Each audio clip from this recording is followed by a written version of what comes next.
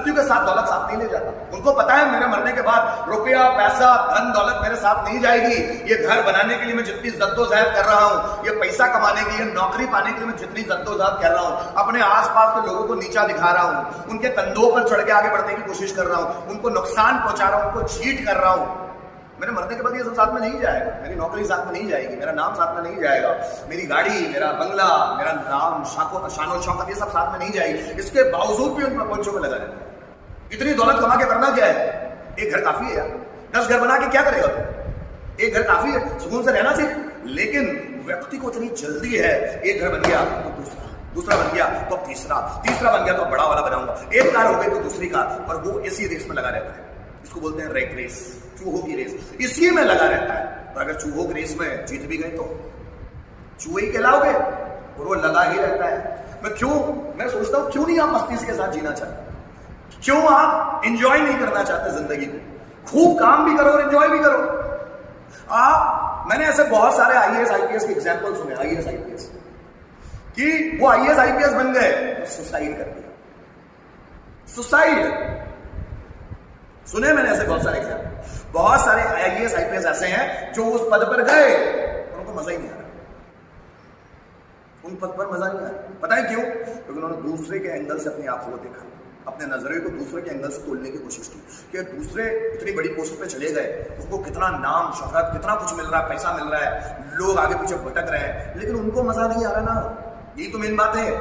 सुशांत सिंह राजपूत बड़ी जगह पर पहुंच गए, फ्रस्ट्रेशन के दौर से गुजरे और सुसाइड कर लिया। पता नहीं अब सुसाइड था कि किसी ने मर्डर किया था, पता नहीं, लेकिन कितना बड़ा एक्टर। आप सलमान खान को बड़े बड़े इवेंट्स में देखो, आप चेहरे पे खुशी नजर नहीं आती। बड़ा सा नामी एक्टर है पर चेहरे पे खुशी है। बड़े बड़े एक्टर्स को देखो आप, फिल्म फेयर अवार्ड शो होते हैं, आईफा, लक्ष्मी सिने अवार्ड, आईफा अवार्ड्स, एक्टर्स को देखो चेहरे पे खुशी नहीं। बड़ा नाम तो है लेकिन खुशी नहीं, एंजॉय नहीं कर रहे। They are not enjoying their moments of their life, and life is one, it can not be return, it can not be reinstalled. कभी वापस इंस्टॉल नहीं की जा सकती, इसको वापस नहीं पाया जा सकता। इसके बावजूद भी रेस में लगे, भागना है, बस भागना है। और जब इंसान को भागने की आदत लग जाती है, एक चीज से पीछे दूसरी चीज, दूसरी चीज के पीछे तीसरी चीज, जब भी आपको भागने की आदत लग गई तो अब ये आदत हो गई। आपने सालों तक अपने आप को भागने के लिए तैयार किया है, अब आप रुकना भी चाहोगे तो रुक नहीं सकते। जानते हैं गलत है, इसके बावजूद भी नहीं कर पाओगे। सिगरेट, तंबाकू, शराब, गुटखा जानलेवा हो सकता है, इसके बावजूद भी सब करते हैं, सब करते हैं। गलत वर्ड्स बोलने से संबंध अच्छे बनते या खराब बनते? गाली बकने से संबंध अच्छे बनते कि खराब बनते? लोगों को डिमोटिवेट या बुरा बोलने से, छोटे शब्द बोलने से संबंध अच्छे बनते खराब बनते? इसके बावजूद हम इस्तेमाल करते हैं। स्माइलिंग फेस लोगों में कॉन्फिडेंस बढ़ाता है कि घटाता है? फिर भी हम फेस पे कभी स्माइल नहीं करते। सीरियस फेस ज्यादा लोगों को टेंशन देता है कि खुशी देता है?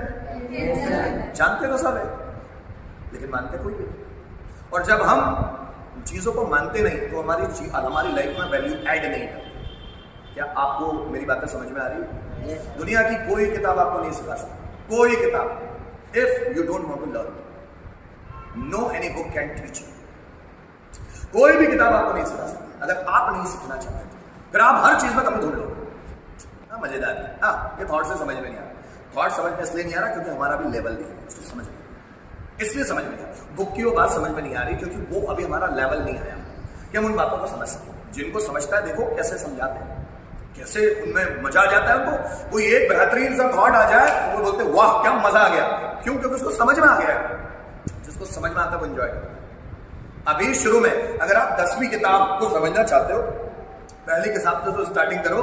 एक किताब को समझना चाहते हो, एक थॉट से तो स्टार्टिंग करो, एक थॉट समझ में आ जाए।